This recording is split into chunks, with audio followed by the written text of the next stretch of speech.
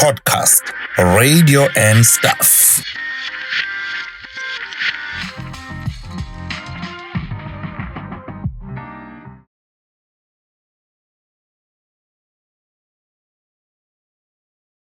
So welcome to a podcast, radio and stuff. Igama lami nguNtokozo Chapha.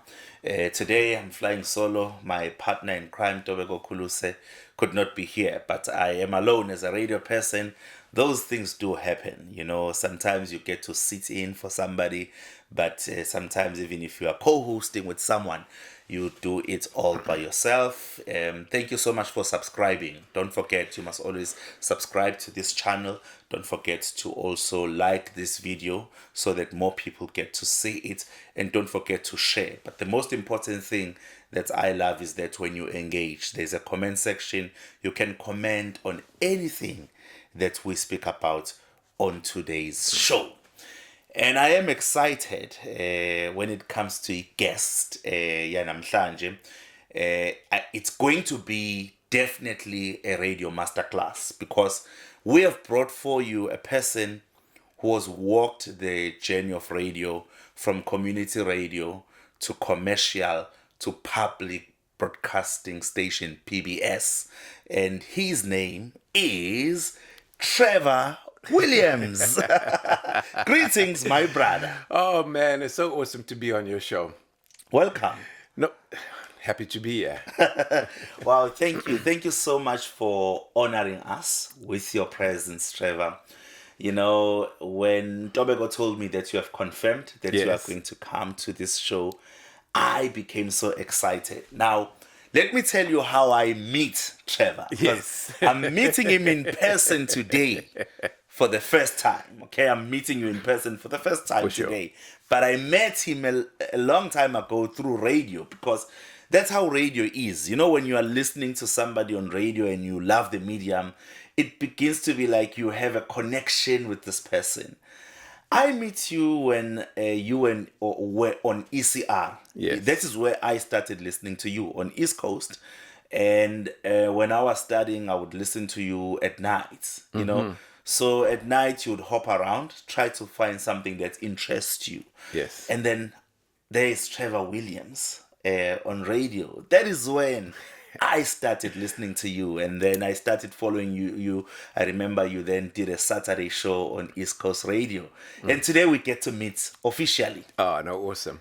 It's so nice. And you know, that particular show, the East Coast Radio evening show between 9 and 12, there are so many guys that are in a profession today, and I bump into, and they say the same thing you say. I was listening to you when I was studying. I was listening to you when I was back in varsity. And that's the show that got so many people through late nights, through studying, through work. Yeah, it's amazing just bumping into people. So you are a man from Wentworth. That's where I grew up, yes. Yeah, so you are a proud Durbanite. 100% Durbanite. 100% Durbanite. Now, from Wentworth to the world, from Wentworth to the rest of South Africa as a broadcaster. Yeah. Did you, when you were in high school, you know, which high school did you go to in Wentworth? Fairvale High School. Fairville. Yeah. Now, when you were in Fairville in Wentworth, did it ever ring in your mind that one day I want to be behind that mic and that desk? Yes and no, and I'm going to explain to you. So, when I was in primary school, before even high school, the teachers would go around the class. Now, I would say standard 1, standard 2, that will be grade 3, grade 4 in today's equivalent. And I will tell the teacher, no, I'm going to be a DJ. I wasn't talking about a radio DJ. Okay. I was talking about a club disc jockey. A disc jockey, a club DJ. So it was many in the 80s, right? Like early 80s. A friend of mine, my brother's friend, David Barnett, that's his name. He went overseas and came back with a tape. And this cassette had a radio station, Power 107 or so. And it was a mix. So it was all these beautiful songs, but it was mixed. And in South Africa, I've never ever heard mixing before. And I would play this tape and listen to it. I'm like, damn, I want to be like this DJ, the way they spoke. But more importantly, what was intriguing to me was the way the music mixed. Because our radio stations don't play music like this, number one. And they don't play it in this style. So I would listen to it and I asked David, like, what? Tell me about this tape. He said, no, this is a DJ and this is a Friday night show in New York. And they go to the nightclubs and they play this music in the clubs. I'm like, so this is what a DJ does. He plays this music. I'm like, when I grow up, I want to be a DJ. So I would go to school in the early 80s, standard 1, standard 2, and tell them, what are you going to be? I'm going to be a nurse. I'm going to be a welder. I'm going to be a painter. In the colored community, we're all journeymen. Yeah. Or Cecil. Yeah. I'm going to be a teacher. Yeah. There's nobody aiming to be doctors, lawyers, and no, that's not even, you don't even think that far. And then they come to Trevor, I'm going to be a DJ. And everybody are like, what is that? I'm going to play music. And the teachers will tell me, yeah, no, that's a hobby. What is a career? I'm like, I don't know the difference between hobby and career, but this is what I'm going to do. I'm going to play music. Okay, fine. Think about something else you want to do. And every year, the same story. Go to standard 2, standard 3. Eventually, because you go through school, you go with the same class until you get to standard 5. And they all knew when it came to Trevor, he's going to be a DJ. But how did your parents now? I can already hear that the society, the people who were around you, were not understanding this thing of being a DJ. Yeah. What about your parents? So my parents understood. Now, the communities back in the 80s were all the same. You might not know it. I mean, communities back in the 80s never mix much. If you lived in Lamontville or Mlazi, Mia went. I'm just talking about the South Coast. Yes. Wentworth. So you had Indian, you had black, you had colored. And the only time we would mix is over sports, soccer, or inter-school, and so forth. But communities wouldn't mix much. You'll always stay in your community because that's the way it was structured. Apartheid was structured that way to keep you in your areas. And the reason I say that, so you understand where I'm coming from, where I lived was no different to how a black person lived in your community. I had a toilet outside. I would go to Umlazi, Lamontville, exactly how I lived, they were living. I would go to Chatsworth, exactly how I lived, they were living. Then there were the more fortunate people that will have hot water and a bathroom. Now, I grew up not having hot water, outside toilets. My mom, my family collected a grant. My mom had a grant. There was no other income, So and we weren't poor. Poor is in your mindset. Yeah. Because I didn't know rich. This is what I knew. I can relate. You can relate. I can relate because I'm from a similar background. Okay. And I never saw myself as a poor person. Correct. I never saw. Now when I think about it, Yes. based on how far I've come in life, and I look back, I then begin to appreciate God and say, hey, I think you get what I'm trying to say. 100%. But at that time, this was my norm. It was normal. So when I said my mom understood, you got to understand, we had nothing to lose. Absolutely nothing to lose. Everybody at school knew that I love music, and they began to understand what a DJ is. A DJ is a guy who plays music and make the floor dance. And make the floor dance. So when we had parties, like in school, you're celebrating your 13th birthday, which was like a big thing, finally. And they needed somebody to play music. I would go We had a hi-fi. I take the hi-fi, the 2 speakers, or sometimes if you got a hi-fi at home, I'm going to use your one. And I'll come with my cassettes. So I would listen to the radio station and record the music off the radio station, then pack all that together, borrow a 7 single here and an album there and so forth, put my music collection together, and I'll come and play at your party. So now people understand, okay, this is what a DJ is. And automatically, and back in the 80s, if you know, Wentworth was known for violence and gangs and so forth. Up till now, it's still the same. But back then, other communities didn't have much violent as the colored communities. Colored community was very violent. And so this has been going on for years. yeah, so The violence and yeah, social no. ills. From the violence in Wentworth, it's been from the time Wentworth got put together. So Wentworth was a community. I originally, my family lived in Mayville. I was born in Mayville, Sydenham. That's where I was born. Okay. I think we moved to Wentworth. I was 2 years or 3 years old. So the government created Wentworth because there were too many people too many colored people in the Sydenham, Mayville area, and it was integrated between white, Indian, and colored, all living in that particular section. So they needed to separate the colored. So they moved the coloreds to Wentworth. Then Wentworth became too much. Then they made Newlands East, and they moved the Wentworth coloreds to Newlands East. So that's how these colored communities And became. there's also, I think, Marion Ridge. Oh yes, then Marion Ridge as well. So that's another community. So that's the history on how the government controlled and moved the colored people there. But back to my story about my mom and my family, and I said they have nothing to lose. So they understood, right, fine, play music. And So they play embraced your dream to become a DJ. Yes, because my first paying gig after doing a couple.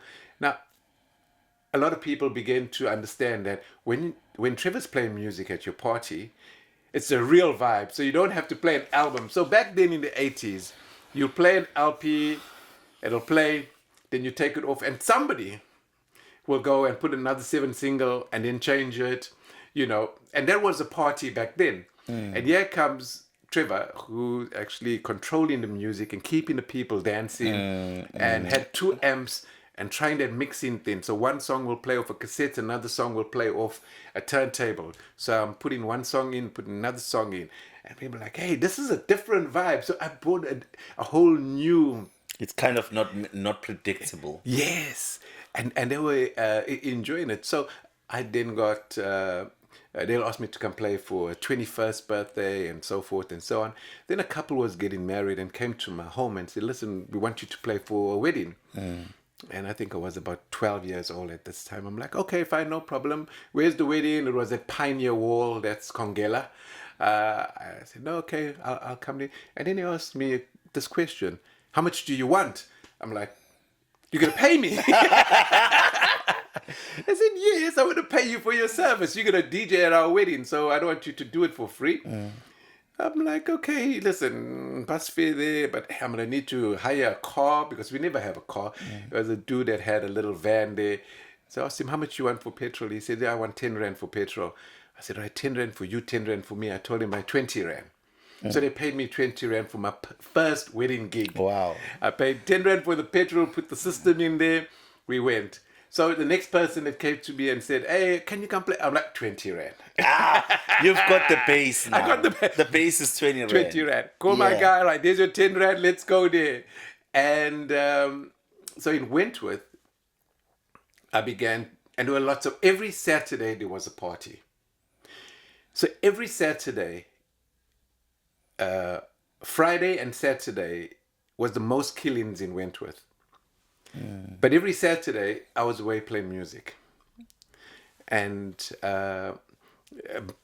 my friends who gathered around me enjoyed music. So we became our own little, I won't call it a gang, we call ourselves Funky Force because we were playing music which was funky. And in Wentworth, in order to be safe, you needed to belong tour gang, or otherwise they're going to rob you. They're going to... You're going to be a victim. You're going to be a victim. You can't walk to school. You're going to get caught. So basically, you are saying your love for DJing assisted you to escape from the social ills of the area that you were growing up in. 100%. Now, I want to rewind a little bit. You said your teachers, Yes. at the time when you spoke about being a DJ, they said, Trevor, we are talking about a career that you want to follow. Yes. DJing is a hobby. Yes.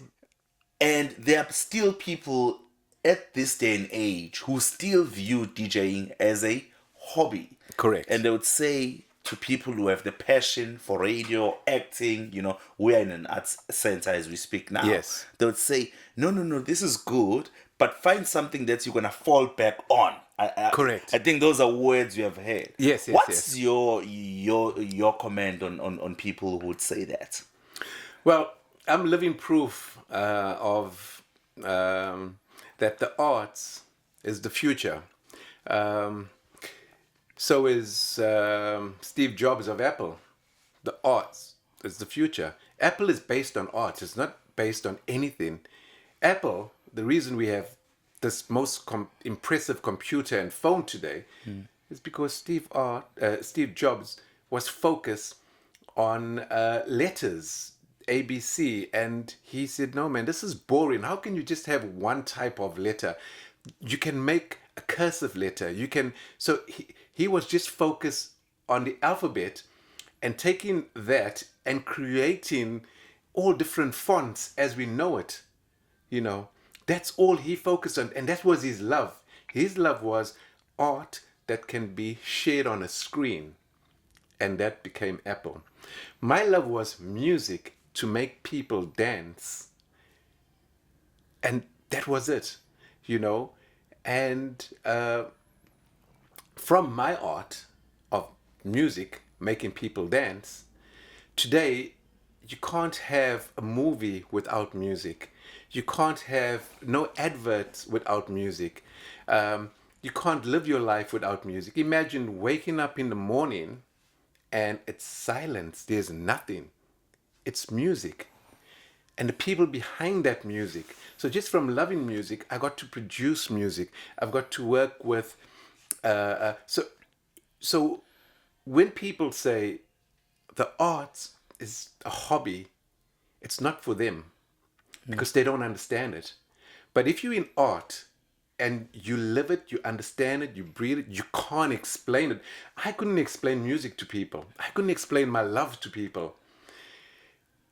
When you're in art, be it drawing, I use Steve Jobs just as taking the alphabet, but there are people who love drawing. They love making pictures, be it abstract or and you try and explain an abstract picture to somebody, like, I don't understand it, but they understand it. When they talk, you feel it.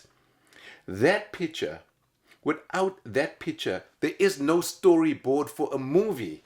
You need them to make that movie. That artist who wrote the book is nothing. I mean, that author who wrote the book is nothing without the artist to bring those pictures to life. That's how we get the storyboard.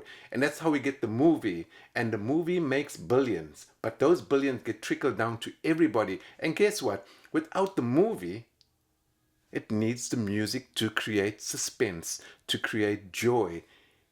And that's where Trevor comes back into the picture. So art is the foundation of our world. Industry, like a job as we call it, be it a doctor, a lawyer, a mechanic, the guys who design and make cars. Today is AI, so we're going to go into tech world, the guys who are manufacturing computers and so forth and so on. On the other aspect, we need them. They must be there. But without us, they are nothing. They are just machines that will become bored because they need our creativity.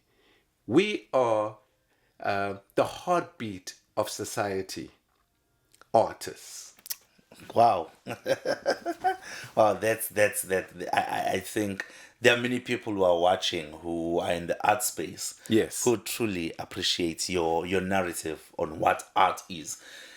And I know that as a DJ at a very young age, I think you were 16 when you won a DJ championship. Yes, that's true. Yeah. You were 16. I was 15. 15. Yeah, but I'd say I'm 16. So what championship was this? This was the South African National Battle of the DJs, 1989. So it was in 89. So remember, this was apartheid eras, right? This was during apartheid. And let me tell you the story that got me there. So being a DJ in Wentworth and playing for parties was one, and I needed to step up. And the only places that that would allow kids in were known as supper clubs back in the day, where families on a Sunday will go to a hotel, and on a Sunday, 6 p.m., they'll have a band playing, and in between the band, they'll have a DJ playing, and you have dinner, and then there's fun and games. And by 10 o'clock, it's all over, and you go back. So this was something that my parents took me to. And once again, the band is playing, I'm like, music. And then I'll watch this DJ playing, I'm like, I'm better than him, you know. And as an artist, you or a sports person, you'll always say to yourself, I'm better than that person, you know. And I'm like, no, I'm sure I can do better. Yeah, it's a competitive space. It is. Yeah, it is. Yeah, And you cannot want to get into the art space. Yes. Or the creative industry, be it radio, TV, dancing, music, if you are not competitive. Yes. And so I would go up to the manager and say, listen, I'm a DJ and I can play music. And now these establishments were all owned by Indian people. And the band was colored, so that was a good thing. So he looked at me like, you can play music. Yeah, no, I can play music. Okay, fine, I'll give you a chance. And we'll be back there, then I'll go back to him. So eventually he got tired of me. He says, all right, come with your records. And this was in Chatsworth. And I came with my little records, and the band played. So wait, hold on. Before then, I said, I have to get his attention. So I said, listen, I'll sing a song. And so in the band play, there was a little talents thing, and I would say I would sing. So I grabbed the mic and I'll sing. And he said, hey, you can sing. I said, yeah, don't worry about my singing. Wait until you hear me DJ. So he said, okay, bring your records. And the following week, I brought my records. He gave me like a 20 minutes. Just play between the set. Let me see how you play. Now, normally at that time, people are sitting. When I started playing, people started dancing. And then I started talking in between. And when I started talking in between, he said to me, man, you sound like you're so international. Now, you must remember, I told you the story. My foundation was of American DJ. So the way he spoke and the way he presented, that's what I had. And he's like, I've never heard something like this. Come back next week. I want you to play for an hour. Came back next week, and in between songs, I used to rap, American rapping now. And then speak, and he'd be like, man, this is just mind-blowing. This is like unbelievable. And once again, you paid me 20 rand, because he made a mistake. He asked me, how much do I want? And I told him, 20 rand. He said, no, I can afford 10 rand. I said, I'll take the 10 rand, no problem. You know, so every Sunday I would go there and make 10 rand. And one day, a guy by the name of Rakesh came to me and says, listen, there's a battle of the DJs happening at the Butterworth Hotel. Would you like to take part? I said, yeah, I'd love to take part, but you know, I can't take part. You have to come speak to my parents. This is on a Friday night. I'm still in school. I don't think my parents allow me to go there on a Friday night. So he came through, spoke to my parents. They said, okay, fine, go long as you bring him back. We got to the Butterworth Hotel. They said, no kids allowed, you're underage, blah, blah, blah. So the guy said, all right, fine, listen, he doesn't have to come in. Let him just play his set and listen to him, and then you'll understand why we bring him here. So eventually they agreed, okay, we'll give him. So I stayed in the foyer, and when it was time for me to DJ, they brought me in, And I walked in, and it was my first time now seeing a nightclub. It was called Fun City in the Butterworth Hotel. I'm like, what? This is so beautiful. I've never seen such beauty in my life. The lights, the seat, the people. Everybody's just so good with suits and makeup and hairstyles. It was like I was really in Hollywood there. Like, I'm like, what? This is unbelievable. Anyway, I do my set, and they're all dancing and they're clapping and they are just I didn't expect anything else. So not being pompous or anything, I came there. I knew what I'm going to deliver, and I knew they're going to enjoy it, and they enjoyed it, you know. And so there were about 12, 13 DJs that took part, and they said the winner is Trevor Williams.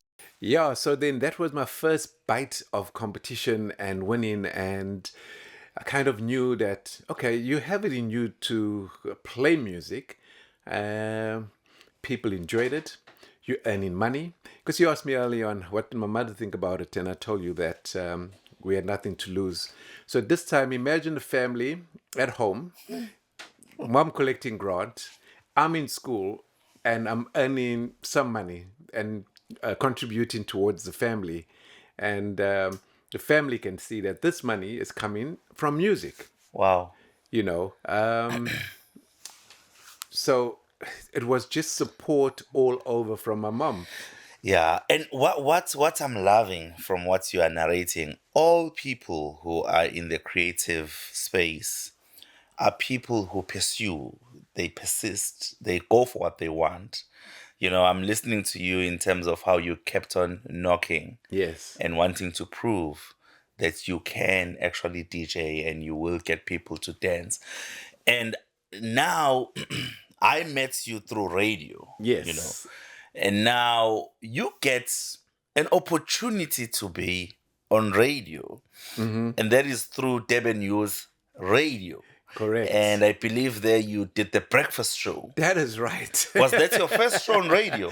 That was my first radio show. So how that came... Some people start radio at night, 1 a.m., 3 a.m., and then Durban Youth Radio just gives you a breakfast show. A breakfast show. And why? Because nobody else wanted to do it. So Durban Youth Radio started off University of Natal, right? Before that, it was called Dome Radio Station, which used to play rock music. It was white and so forth and so on. Then they said, right, now it's time to open up, and we got to have include the non-whites into the space. Okay. So you got to remember, guys, you got to remember, back in the day. So you said it was Dome. It was, yes, Dome Radio Station. And it was still in UKZN as Dome. Yes. All right. Dome Radio Station was predominantly just for whites, and even non-whites that were there would play rock music and be hippies and so forth and so on, you know, fit into the mold. So the university said, well, now we need to open it, and we got to include all races. And all races mean everyone. So, yeah, we sit here as our committee. And which year is this? This is 95. Okay. 95, 94. No, 95. Yes, we got our election 94, right? So got the following year, that's 94, when you 95. joined. Correct. So so now in 95 now, you all need to start opening up. You can't be white dominated now. You need to open up for everybody. And so student committee, everything is like politics, because you got to remember we're coming from a political stance. That's why these changes are being happening. So we sit in, and even at the radio station now, you got the SRC is very political.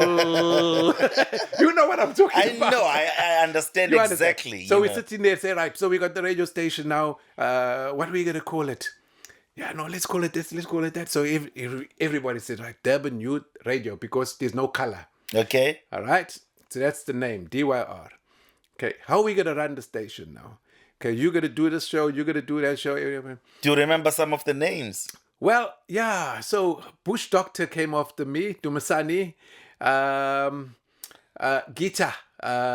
Okay, so you did the breakfast show. So how I got the breakfast show. Okay. Everybody said like I need to be in study, so I can come at 12. I can come at 3. I can do the evening. I can do 9. How? Guys, radio starts from the morning. Who's gonna do the morning? Now this is black dominated, African black dominated. Now I'm the colored there. Like, okay, you can you do the morning? I'm like 6 in the morning. Yeah, that's your show. Okay, I'll take it. And that's how I got the breakfast. Nobody else wanted to do the breakfast. And they're like, that's what you're going to do. Remember now, it's very political structure there. So we had our strong leadership who would say, dictate kind of thing. You got to do this one. No, you got to do that one. Right, fine. I had no choice in the matter. So I got handed Breakfast show. I got handed. Do you remember the team that you worked with in that breakfast show? Was there a team? Was there even a team? There was no team. Or was it a one-man show? One-man show? In the breakfast? Oh, only me. Nobody wanted to wake up. I had to... News? No news. The news came in the afternoon. You got to remember, this was all students. Okay. In the morning, students don't want to wake up at 5 in the morning. They want to wake up at 7 and go study. Yeah, I understand. So student life, nobody wanted to do nothing. They all just catch me in the afternoon, evening. That's when everything came alive. And we never... So it was just about us. Listen, we took over the radio station not knowing how to run a radio. W radio. So you were all just blank. Everybody was blank. I remember Vele was the so-called station manager because he was the most senior in politics at that time, the most outspoken. So he took control. I asked him what he knew about radio. Nothing. We're all there for the love of music because we loved music. We're not there. Later on, like 3-4 months into it, the journalist will come to us and say, you can't say things like that on radio because we were saying things on radio that you get shot. As I say, once again, you got to understand, we started from a political stance. So we soldiers, we going in there like that. And also early on, off camera, we were talking about some of the Wentworth community leaders that you've met, and you mentioned Eric Appelgren. So I was with his sister Greta Appelgren. That's I got into the UDF at that time, United Democratic Front, which was fighting for ANC. Yes, I understand the UDF. You probably know. I mean, everybody listening will know the UDF. Yes. And we were the Wentworth League of it. So I knew a couple of the comrades over there. Yeah. Because we would meet in St. You were George active Street. in We politics. were active in politics. Yes. And that's why I was sitting there as well, because now we fought our fight. Now this is our first piece of the pie we have, which was W Radio, and we knew nothing about radio. Now I'm more interested in the structure of the show. Now you've got this breakfast show. I want to talk about your show. How did you structure the show? All right, so the show was structured like this: at between 6 and 7 o'clock, it was slow music. Okay. All right. 7 to 8, I picked up the pace with hip hop and some dance music and so forth. And then the last hour into 9, it was real house music, dance music now, and so that was the 3 hours. That's how I structured it. That's how you structured it, yeah. And then I would get all my information from magazines and newspaper. Okay. So you did some research. Yeah. So I knew a lot about music. I knew a lot about artists. You ask me about any artist, I'll tell you where they're born, where they come from. How many albums. Everything. All right. So reading, I used to go to, back then, CNA, yeah. I think they're still around, yeah.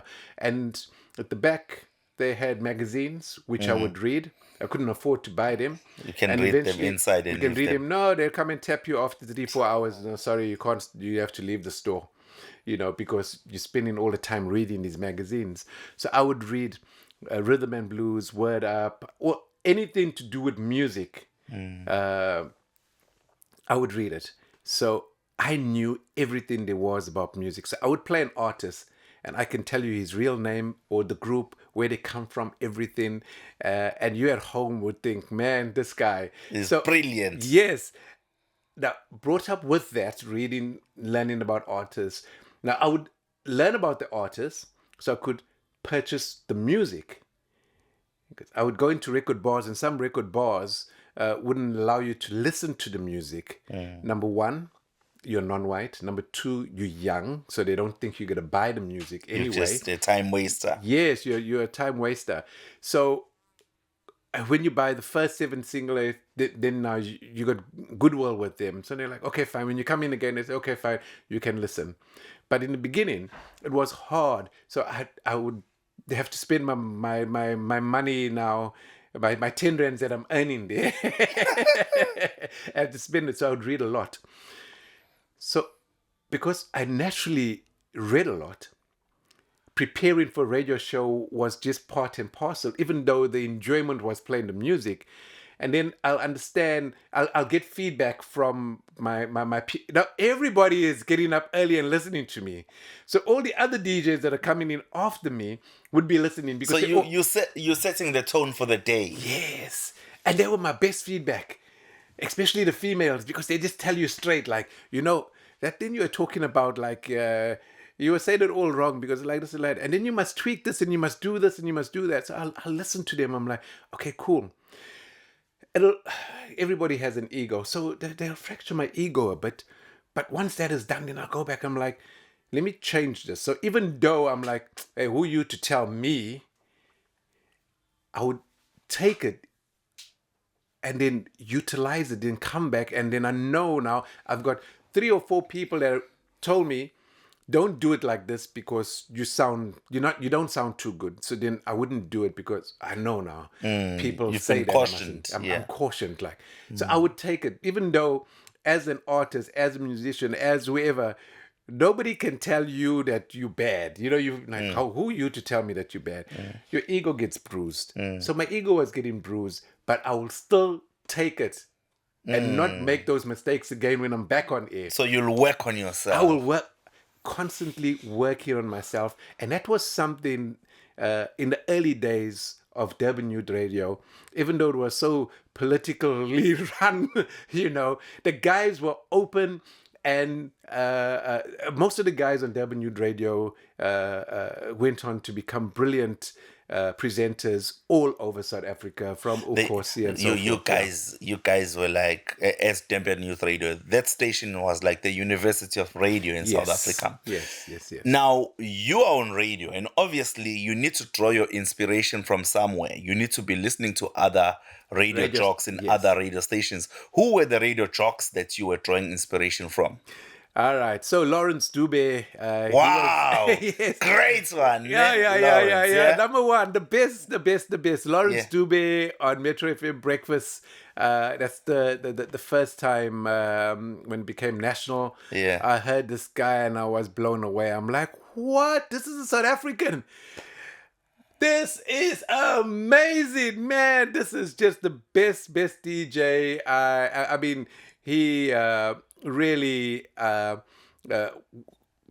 the bat, was one of the first guys who I was drawn to. Another DJ on Capital Radio, Oscar Renzi. When I heard him in the evening, I was like, wow, man. Then there was Treasure Shabalala, Shall Goes Trucking back in the day. I heard him, like, I could never be you. Because you are so cool, calm, collected, educated, black, strong, handsome, brother. I can't be you. You got to remember, Drum Magazine would have a centerfold of Treasure Shabalala. And you look at this guy with an afro, with a smile to die for, and that voice, and he's like, Shell Goes Trucking, you a treasure. I'm like, I can't be you. But then, when I heard Lawrence Dube, I said, I can be you. You are. He was like, I wanted to be Treasure. I mean, I wanted to be Lawrence Dube. Lawrence, yeah. Yes. Yeah. Oscar Renzi was just like the him being colored coming from PE as well. Okay. I could resonate with him. I understand, and yeah. understand. And then I was like, okay, fine. So there's a colored. There's a colored. So there was inspiration for you. And there was another colored from Johannesburg known as Boogie Harry. He was also on Metro FM. Friday nights, he used to do a mix show there. Yeah. And he also... So I heard him. And that time it was Metro on medium wave. Because radio on a Friday night, I was in primary school. I used to wait until 11, 12 o'clock, 1 in the morning. Now we could get medium wave, clear. Okay. So I would listen to Bob, Radio Bob. We would get it in Durban, but like really, really faintly. And between midnight and 2 in the morning, you really get it much better. But I'm talking about medium wave, not too good. And I would record those songs they would play on Bob. Because they would play the songs that we love. You know, I couldn't get that on Springbok Radio, which we had here in Durban, or any other radio station. And Capital Radio, even though they would play in the evening some R&B music, it was still white focused, you know. So I heard a lot of DJs on Bob, or on Radio Bob, that will soon come over to Metro FM. And so that's the love of where I knew that I didn't know I'm going to be a radio DJ. And even then, it was still a club DJ. Yeah. So radio was never something I thought of. Radio wasn't something I even considered in my... You were all about being a disc jockey. Yes. Now, but DYR opened doors for you. That's according to me. Yes. Because then you went on to join P4. Yes. So before P4, there was another radio station. Okay. So I was on DYR. So I got into DYR, being in the UDF, being with my comrades and everything. And now you gotta understand, right? So the mentality is we here to take over. We here. So that's the mentality. And then they say, right, no more dome. Yes, we told you all. Now we here. So we get there. There's it. Now what we gonna do? Okay, this is what we're gonna do. Good for me. I had the love of music, and I was able to set the tone for the day, and also be semi-professional on the mic. Yeah. You got to remember now, we had some brothers. Oh gosh, they were bad on the mic because I still spoke on the mic. You got to remember, I had practice in nightclubs, speaking on the mic, speaking to play. So I've been doing it for a while. You've been doing it. We had some people. This is the first time ever speaking on a mic. So they were really bad, really and truly bad. So we had to rewind, and then I would speak with them and come in the afternoon, and we had little workshops about that. Whilst doing that, there was another community radio station that will come on only December time, known as Beachwise Radio. Beachwise Radio was there to educate the public about the beach.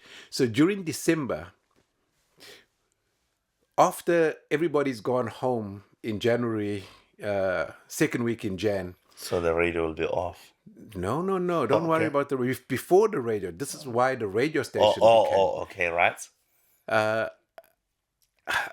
Eddington Hall, Eddington School, primary school, they had a hall there. Okay. Would have hundreds or close to thousands of lost kids. Oh, right. Okay, I guess. So we needed to educate people how to look after, if they're coming to the beach, how to look after their kids, what to do, where you can park, how you behave on the beach. This was, South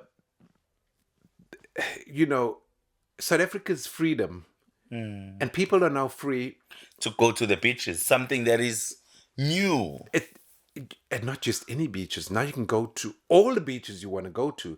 So you get to these beaches that have all these facilities, and you come there, and you don't even know how to use some of the facilities because it's unknown to you, number one. So this radio station will tell you when you get there, there's change rooms where you can go and you can change and you can shower and you can do all the stuff. So this radio station came along, and it was bilingual, English and Zulu. Okay. So this radio station came along, and once again, it was run by white people. So they didn't know, like, where are we going to get black guys from to broadcast. Yeah, because we got all the white people.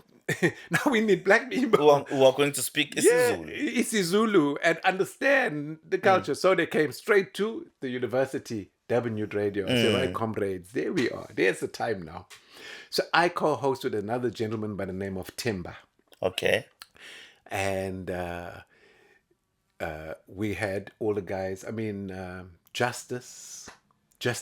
Oh, Just Ice. Just Ice. Wow. Was one of the guys on the show with Beachwise Radio. Okay. He was there. Who else you might know? Makosi was there as Wow. well. So there were some prominent DJs back in the day that during the season, from December to January, we would be on air, dual radio station, playing music, entertaining people with an education of being on holiday. That's what it's called, Beachwise Radio. So you understand, if you're on holiday here, this is it. And then we would have a list of all the kids that got lost on the beach for the day, items that were found on the beach for the day, where you can go and get them, where you'll find your kids, and so forth. So it was educational. Wow. And so I spent time on that radio station. From there, went to Mr. Price radio station. Oh, wow. Redcap. Redcap Radio. Okay. Yes. So from there, went to Redcap Radio. And I must say, at Redcap, well, at Beachwise, I learned a lot because Beachwise had Capital Radio staff handle it. Also behind the scenes. So behind the scenes, they will tell us, guys, this is how you do your broadcasting. This is how you prepare for your show. This is how you do your show prep. So I learned quite a bit at Beachwise. Then I got to the next radio station was Redcap Radio. There I learned even more. And then at Redcap Radio, I got the opportunity to go to P4 Radio. I think there are a lot of people who have been trained by Redcap. Yes. In the radio industry. So Yes. There's a lot on East Coast, Kakasi, and All so over. on. Yeah, All there's over. a lot of them. David Yap done a wonderful job training youngsters from KwaZulu-Natal, giving them the opportunity. And today, you got guys on breakfast shows on KFM that come from Redcap Radio in Johannesburg, all from Durban. Yeah. Durban talent all over South Africa. Lovely. From Redcap Radio, yeah. So now you get the gig on P4 now. Yes. What? I never got a chance to listen to you on P4. Which show did you do there? The breakfast show. The breakfast show. Wow. The breakfast show loves you. And now it's a commercial level. Eh? Yes. So myself and Lloyd Madurai. Now Lloyd is he's MD of Hot FM in Johannesburg at the moment. He's such an awesome dude. So we were tasked with the breakfast show. And I was, you sure you want to give it to us? You sure you want to give it to me? The heart and soul of KZN, hey? So, yes, that was it.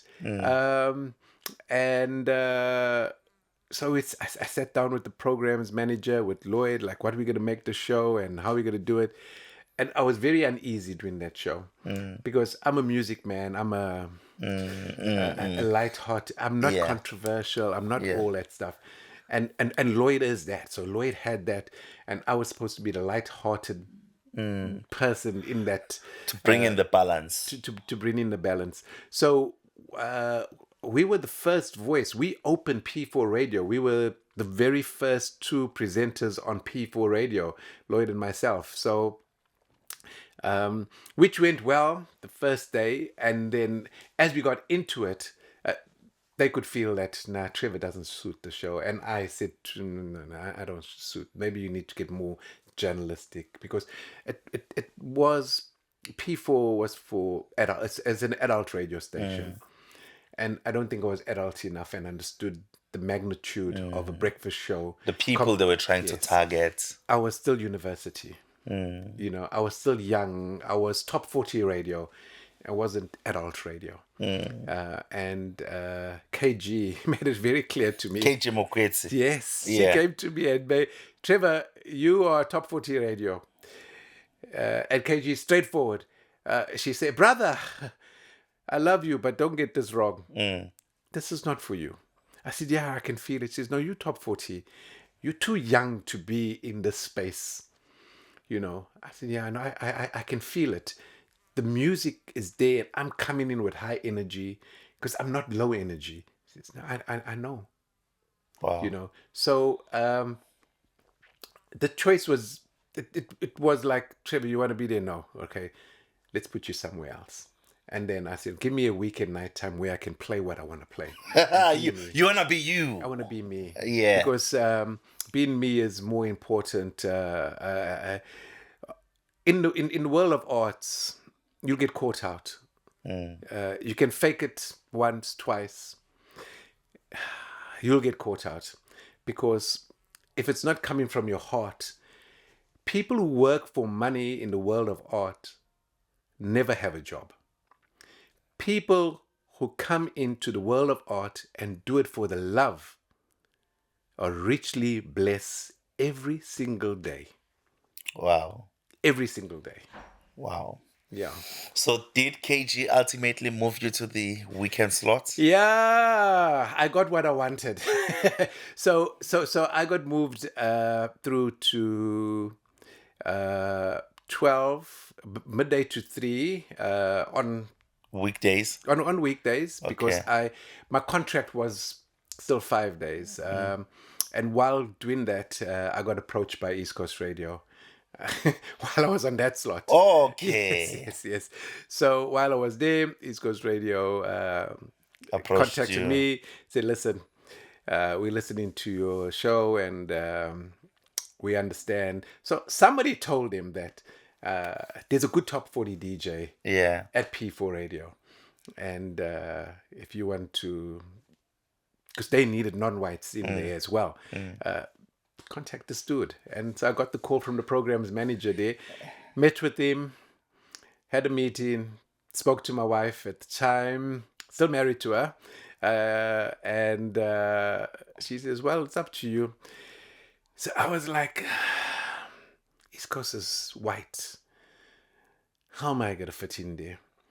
So in my second meeting with East Coast Radio, I said, like, okay, you're going to put me at night and you want to change this radio station, because that was one of the mandates. Vision, what they wanted to do.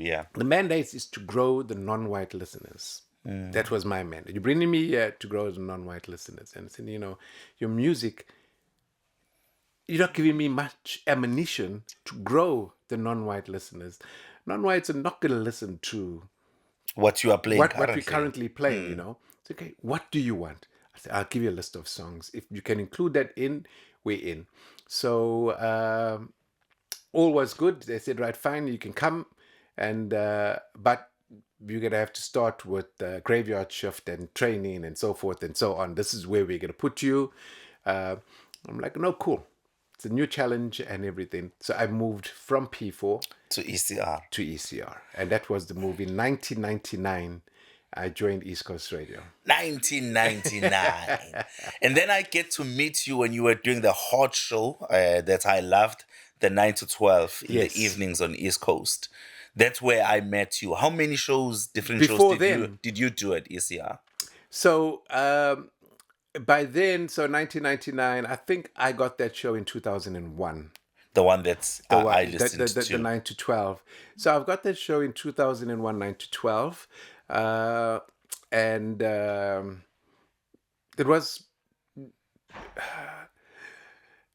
just basically kind of a sport and music and my co-host was Sina Dinan at the time. And Sina then became a news presenter thereafter. And there was no substance to it. And I said to the programs manager, can you recall our conversation that you want to attract non-whites? Yeah. Okay. Let's do a top 9 at 9. Let's bring some R&B music. Let's do this, let's do that. He says, okay, put the proposal together, send it to me. Put the proposal together, gave it to him. He says, okay, fine, it sounds fine. We got nothing to lose. Let's go for it. Sina moved to news. I had a show by myself. And Friday, I would have a mix show. And they knew nothing about mixing. So East Coast Radio didn't know. Nobody on that radio station knew I had a club background. Oh, okay. Knew that I could mix music, and I'm very good at it. They had no idea on a club culture, or I would say non-white culture, because they were boxed in. I understand. Yeah. So I said, this is what I want to do. And they didn't understand it. So I would come in and then I would record it and I play it back. And he was amazed. Like, that same response I got when I heard mixing for the first time from the tape. That was the response I was getting at East Coast Radio in 2002 now. I'm like, you'll never... So to me, it was like, what is this? You guys should be exposed to this. Yes, yeah. But they weren't exposed to this. And I said, now, and they enjoyed it. So they allowed me to bring in guest DJs. And so I started to bring in non-white DJs onto the platform. So that show from 2002 now slowly began to support the platform and play music and information towards non-whites, because now I'm playing non-white music and I understand it and it could resonate with non-whites. So they had a strong white base, they had a decent Indian base. They were missing the black and the colored bass. They were missing that. So now that I'm playing this music, and if you look at me, I'm 100% black.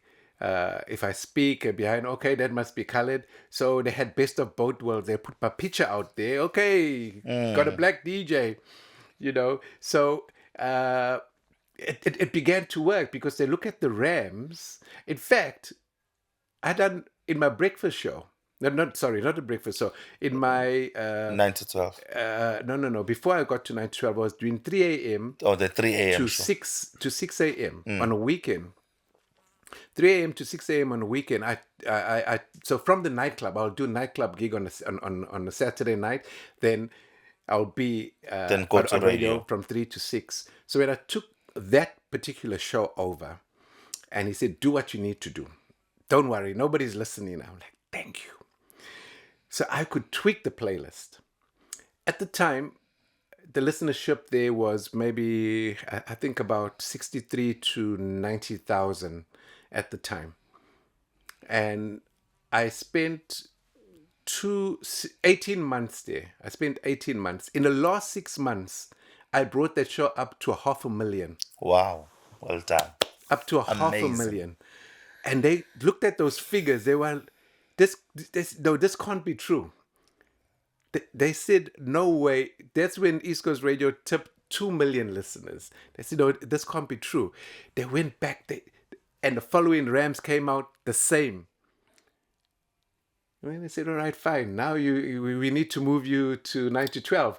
And that's when they moved me earlier there. slot, yeah. Yes. And that's when they moved me to the nighttime, to the 9 to 12 nighttime. Yes. The East Coast Radio still needed to be white. Yeah. It still needed to be white because that's where the people who spend money wanted to spend their money on East Coast Radio, and they needed those presenters who are gonna, So they had white and a few Indians in between, like Alan Khan, Naveen Singh, and so forth, co-hosting with white people. And towards the evening, 9 p.m., they could risk it. And I was the risk, and I loved it. And I began to tweak it now, the way I tweaked that breakfast, that early morning show. Yes, that early morning show, targeted towards the non-white, and the numbers began to pick up. Because if you are strolling and you're on radio, you know what Metro FM is playing. They were the nighttime broadcast for non-whites, And then you came to another radio station. Oh, okay. This is something different. But you like it because you like the Commodores, you like Kool and the Gang, you like the Manhattans. I know Metro FM's not playing that because Metro FM at the time was urban. So they're playing your Corin Whites at the time, your Babyface, all that type of stuff. So I'm going one behind them. And before I started that, I listened to Metro FM and said, okay, fine. So this is where you guys are. I would record Metro FM 9 to 12. I would record only Metro FM. Yeah, I would record him. So while my show is on, I'm recording Metro FM. When I'm driving home, I'm listening to Metro FM. So at 9 o'clock when I said hello, how did you say hello? I listen to you. I'm saying, right, tomorrow I'm going to beat you because I know what you're doing. And I would plan my radio show to steal listeners from Metro FM. That's it. I only had one thing in mind. I'm going to take listeners from Metro FM. Wow. And I took them. It goes back to what we spoke about earlier on, that if you want to be in this industry, you must be a competitive person. You must be competitive in nature. You must be willing to compete. Yes. And now let's assist the people who are at community radio level now. Okay. Who want to go into the next level, which is the level that you are speaking about now. When you go to commercial, it's a different ball game from what it is in community. Totally, yeah. In community, there is a lot of freedom. Yes. And you touched on that now, that at East Coast, there wasn't so much freedom as much as you enjoyed when you were at DYR. Correct. Can you speak to them about that, the importance of understanding who this radio station is talking to and, understanding that now it's a different platform altogether? Yeah. So the biggest problem I find with younger DJs that have come from Freedom community radio stations and they need to adapt. So firstly, to get there, the only way you're going to get there is if you sound professional. So your demo tape has to sound professional when you send in your demo to the commercial radio station. And it must sound the way that radio station sounds. Yes. Not 100% like that radio station, but when you put in your demo together, it just has to be professional. So being in a community radio station and you have the talent, you have the drive, you're good enough to be on a commercial station. You have what it takes with all your heart and might. You are the next best thing that radio needs. But how do I get this opportunity? That's the beginning. When you have that fire in you and you have that desire in you, you have to have that. You can't have doubt and you can't have, I'm good enough. I'm good. And so I'm setting up this so I can help them understand when you're doing your demo. So when the program manager is listening to your demo, because your question to me was, how do we make that transition from community radio to commercial? So when the program manager is listening to your demo in commercial, they don't know you. And today, you can email it or you can WhatsApp your demo. So it's on the phone or it's on a computer speaker. Now, that's the first thing you have to understand. How the person on the other side is consuming you. you can't just send a demo and listen to it on a hi-fi and think or on a car speaker or wherever and think the person is going to consume it that way. You've got to understand who you're sending it to and how they are going to listen to it. So that's the first thing. The second thing is you have to know that you're not the only person sending this. There are 10 to 100 other people sending their demo. So you are crowded. So he'll be listening to people before you. He'll be listening to people after you. Or she. I mustn't say he. Yeah. But the program's manager. Okay. So you're not isolated.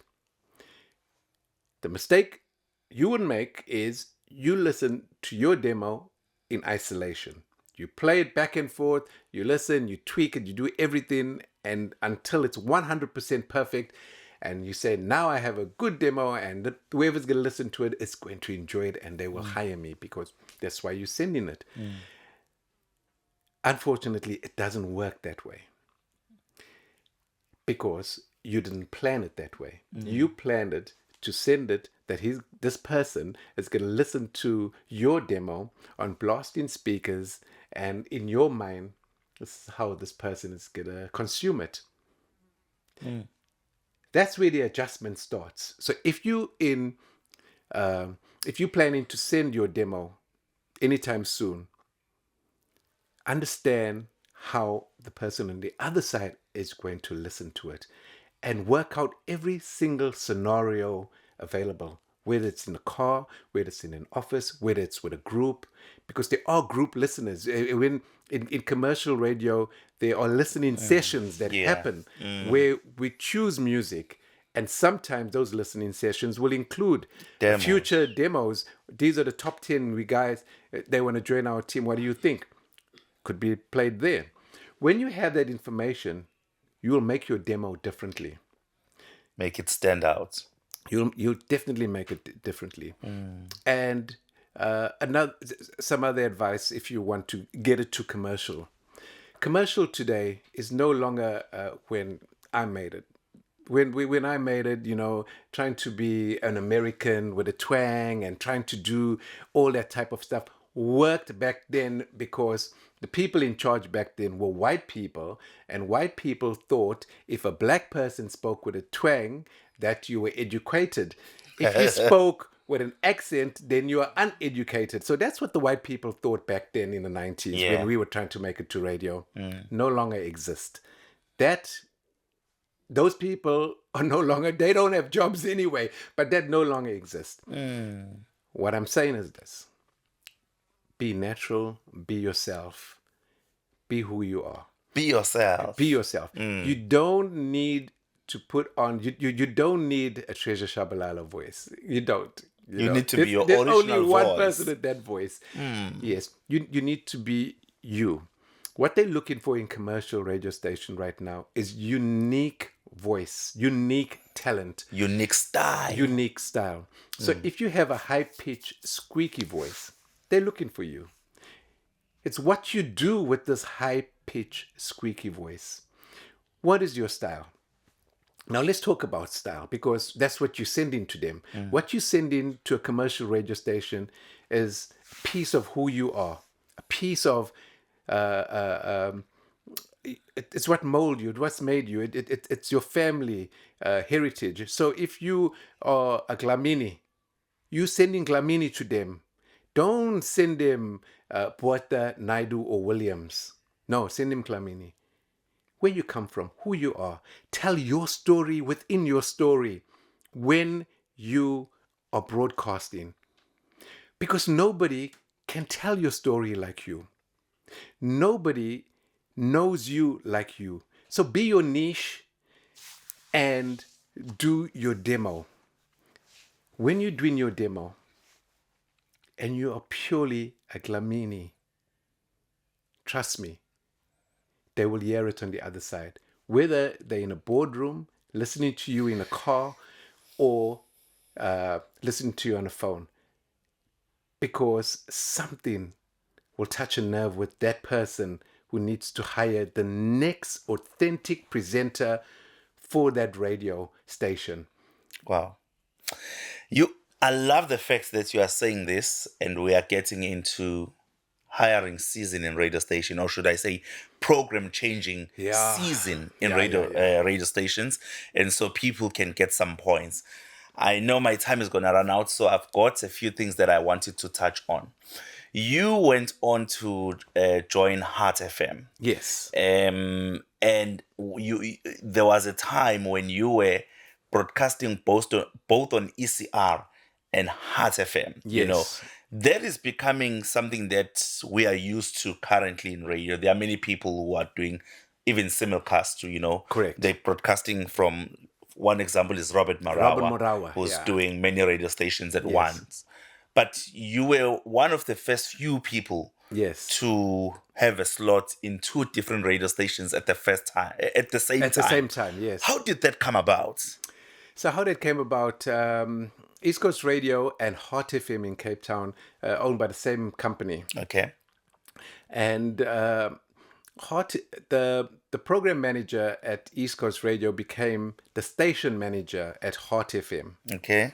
So when I was at East Coast Radio, and this is something for all radio presenters, when you get onto radio, be it commercial, be it community, any public platform, you're there to serve the people. You're not there for yourself. So when I got into East Coast Radio, the first thing that I said, I need to serve my people. And when I say my people, I'm talking about all South Africans. All South Africans, okay. And I came up with something called Toy Story. And how that came about, when I was young, 5, 6, 7 years old, okay, in Wentworth Community Hall during December, they would have a Christmas party for kids. And this would be organized by a community leader or somebody. And they'll get a community hall, and certain kids are invited to the hall, and that's what the party is for. So I wasn't invited to this party, but I knew there's a party there. So you got to remember, back in the day, word flew around like, there's going to be a Christmas party. So even if you're standing outside, it's fine. And so I went there just to see Father Christmas, because I've never seen Father Christmas at all. I've heard about Father Christmas, but I've never seen him. And so I stood outside, and all the kids are in the hall. And this hall, the curtains are closed, so you can't see inside, but you can hear the screaming. Excitement. All the excitement is happening inside, and you're outside. But I'm not there for the excitement. I'm there to see Father Christmas. So I'm standing, and outside the hall, there are hundreds of kids as well that couldn't get in, and I'm one of the kids that are outside. So Father Christmas arrives, and then he walks in, and I see this guy with a white beard and a red costume on. I'm like, that's Father Christmas. Like, yay, I saw Father Christmas, and I was so happy.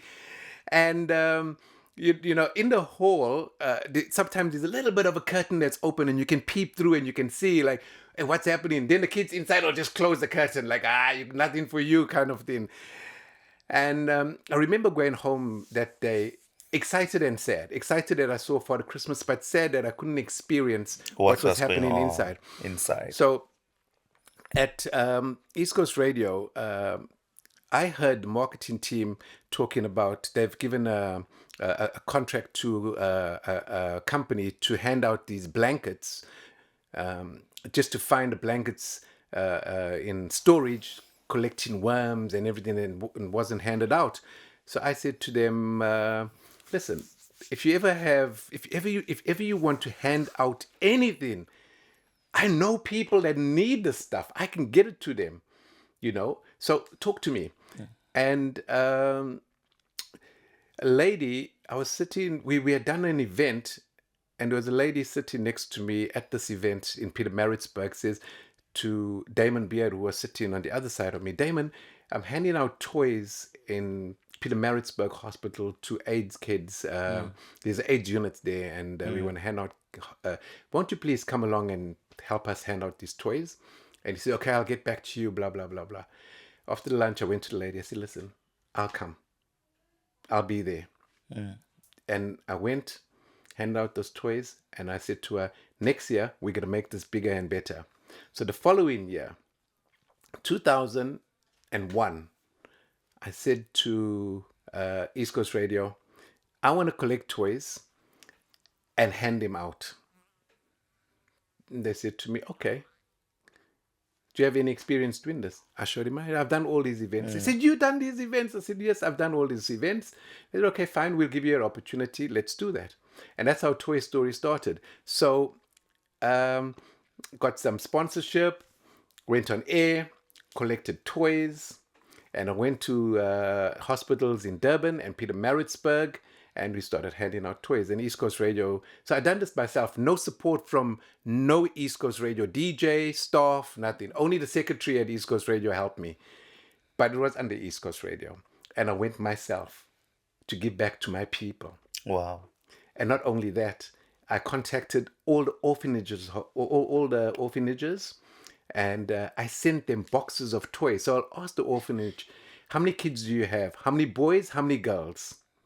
Give me their names, and they would fax me. So they will send a fax, paper fax. It will come through. I know the fax, yeah. The younger generation Yes. wouldn't understand. And I've got Christian groups to help me separate the toys and make sure you put the name of the kid on the toy, because that happened to me eventually when I did go to a party. My first gift I got was a little Jesus book, and it had my name on there, Trevor Williams. And when I got that gift with my name on, it changed my life forever, ever. Changed my life forever. And I wanted to give other kids that joy. So I called the orphanages and I said to them, give me your names, everything. 68 orphanages in KwaZulu-Natal, out KwaZulu-Natal.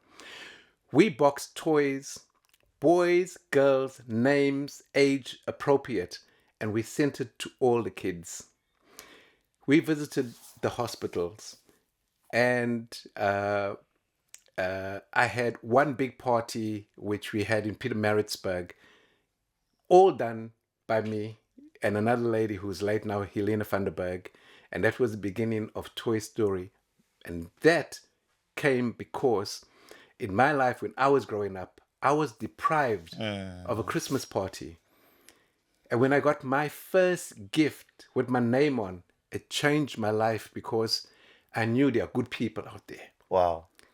And I wanted to change other people's lives. Yeah. So my journey on radio is to change lives. It's not for fame, it's not for music, it's to change lives. It's always been that. Yeah.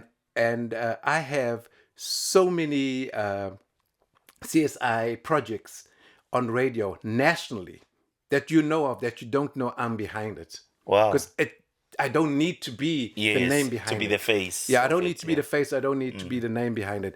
As long as I know that a gift is going to keep you out of crime. A gift is going to know that there are people thinking about you and you're worth it. You are somebody. You get that message.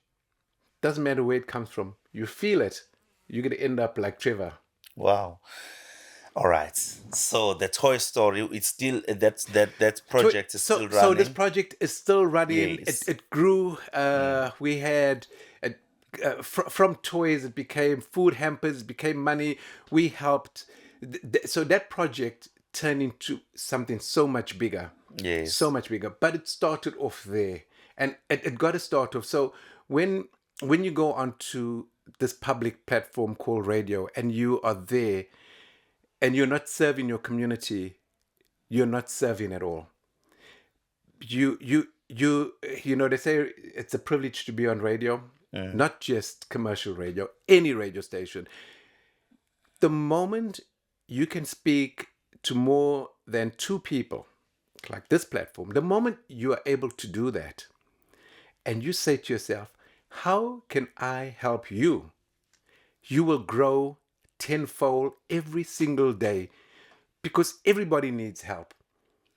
And if you are able to help them, trust me, they're going to come to you all the time. They're going to come to you all the time. And that's how I got onto Heart FM. Because you asked me how I got to Heart.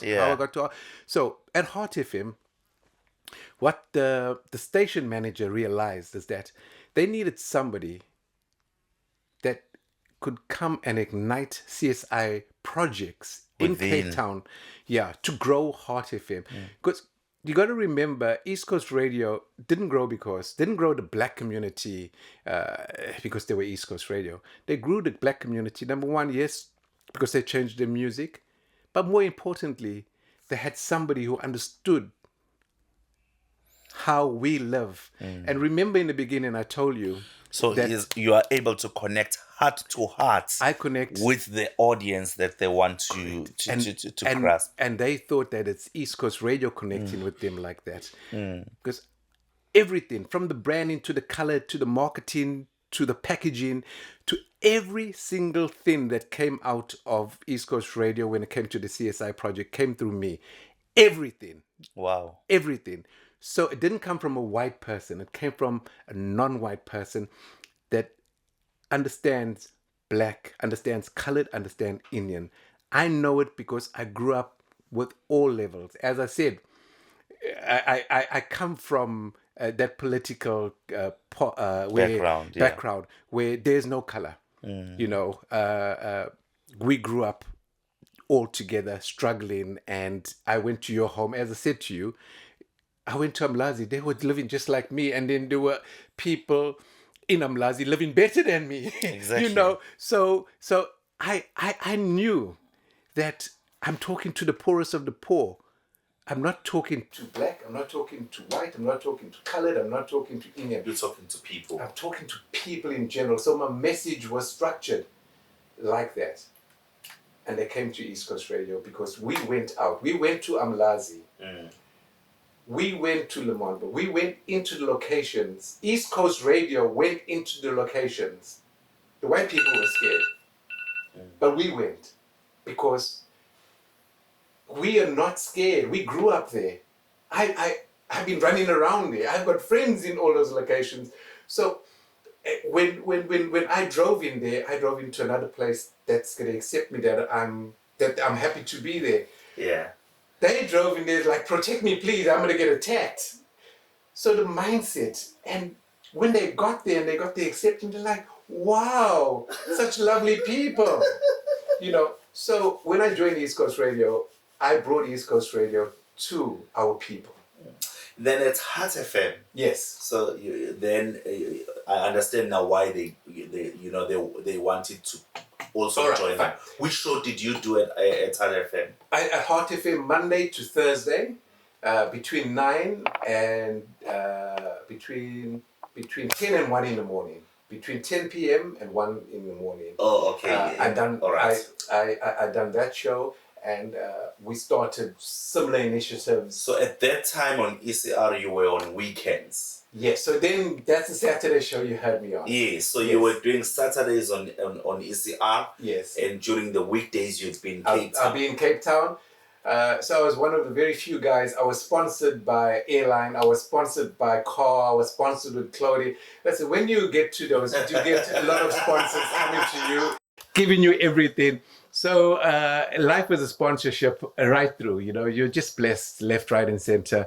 But your blessings come with what you give. Blessings come to those who give a lot. Because we are blessed to be a blessing. Correct. So you became a blessing to your people, to our people, the community that is to the community. And that is why there were so many blessings coming your way. It would be totally unfair of me to speak so much and leave out your current. So we have to go to the current and then conclude the interview. Correct. You are currently on Lotus FM. Yes. Which is a public broadcasting station, PBS. Yes. Under the SABC, the mighty SABC. Yes. So you've been to community and you went on to be on commercial, P4, ECR, Heart FM, and now you are on PBS. Yes.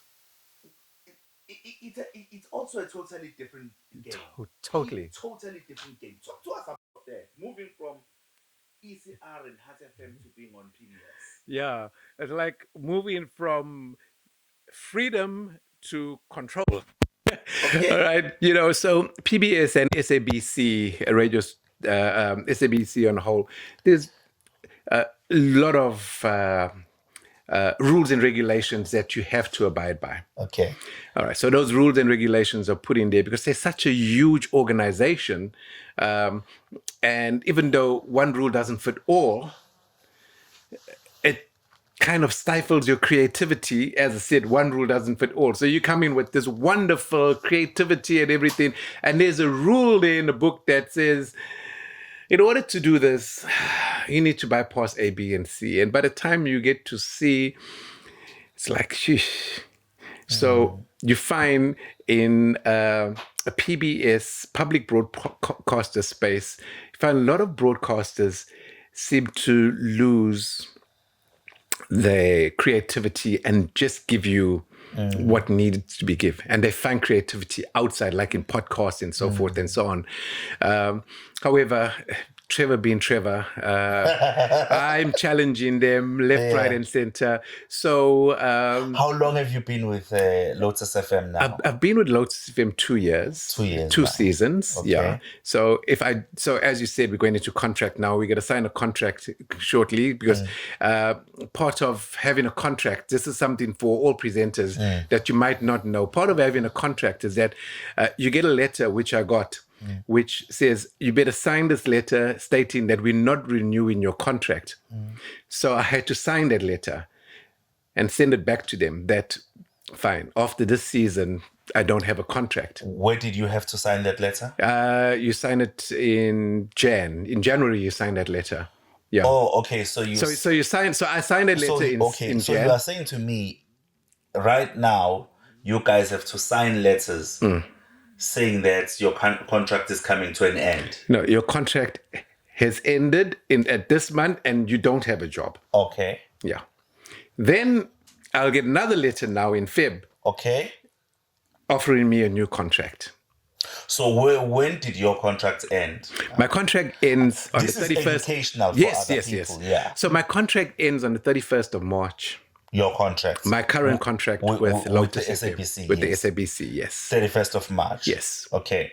So, but you have already signed a letter saying that on the 31st of March, I'm done and dusted. You are done and dusted. So you are now in a process of waiting for a letter that is offering you like a new contract. Correct. Okay. Either waiting for a new contract or maybe there's another company that has offered me a contract and I told him, well, we can only kick off this contract once I'm out of this contract. Now, technically, I'm out of an SABC contract.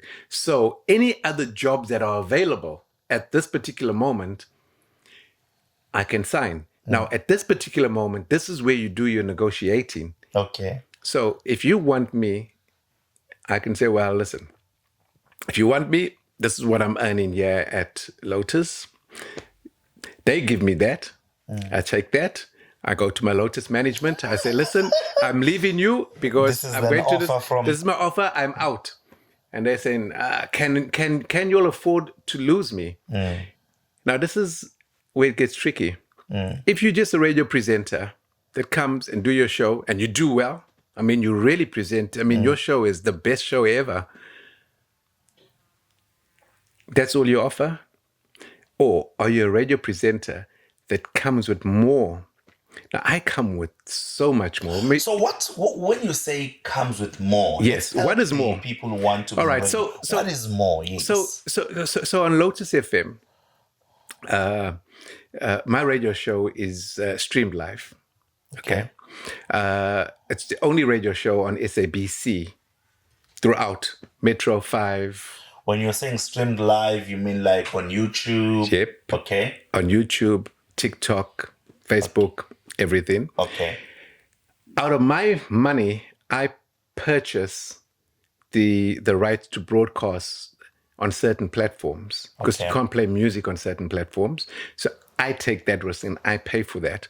Out of my funding, I employ cameramen, scriptwriters, and producers. Out of my funding, not SABC funding. Okay.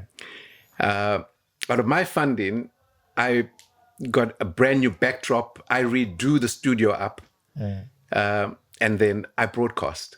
So my show picks up numbers. and continuously picks up numbers. And it's the only show that is different. And for anybody else in on Lotus FM, number one, and in SABC, or anybody else in radio in South Africa, anybody else, I'm opening up the floor. Anybody else in radio, they're behind. Yeah, I understand. Because they haven't invested in themselves. Wow, so I understand. So you need to be ahead of time. Let's speak about the show itself. What show are you doing now? Right now, I only do one show, which is a Friday show. Friday between 7 and 10. It's a music show. Okay. And it's targeted to all musicians. So we have guest DJs, we have live artists, and that's why we have cameras. That's why we have a stage. That's why I've made the studio as to what it is. So you're not coming into a radio studio, you're coming into a magazine show, which just so happens to be broadcasting on radio, which is national. So we have launched CDs, we have launched artists, we have, and it's not just Eastern. This is Lotus FM, which is Eastern. We had black, colored, white, and Indian launching their movies, launching their books, launching their everything, arts, on this radio show, both online and on radio, recorded and then replayed. And so radio today is not the radio that I joined many years ago. Radio today is in your pocket. Radio today is on demand. If you want to listen to radio again, it's not like how I had to record my competitor while I was on air. No, I can just go now and podcast and hear what they're doing. So it's easy. So we've got to think differently about radio. So how I see radio and what I'm doing different is that today's radio is visual. Today's radio is pretty. Today's radio is about an image. Today's radio is about podcasting. Today's radio is about bite-sized stories that you read straight away. That's why I have a team. I don't have radio producers. I've got film producers. I've got social media content creators. Correct. As we finish with this piece at 7:30, 8 o'clock already. Available. It's available. It's on it's there while we're still broadcasting. Influencers want to come onto my show because I have a platform. I don't have a radio show. Radio show is a thing of the past. If you're going for a radio show, you're old school. Get with the program. You need a platform. Radio just happens to be a platform. So I have a platform for all content creators to come onto my platform, create some content, and let's share it together. Let's create magic. By the time other radio presenters try and do what I'm currently doing for a year, I've been doing it for 1 year. I started in my first season. That was part of my contract. I was talking to my programs manager. I said, I know we haven't started negotiating. She says to me, yeah, no, it's fine. But I like your positivity that we are going to negotiate, in the joke, tongue in cheek, So I was talking to him, saying like, listen, in the next season, if I'm still on Lotus FM, I need a bigger studio. I need a bigger budget. I need this, I need that. I know what I need. I don't plan for today's show. I'm planning for my year. So this season that I'm finished with, starts in April 1st, all right? By April 15th, my entire year was full, was done of my radio show. My entire 2024-2025 season was full. I knew exactly what I'm going to do. I had called everybody else that I needed to call. And I knew where I'm heading. Yeah. That is radio today.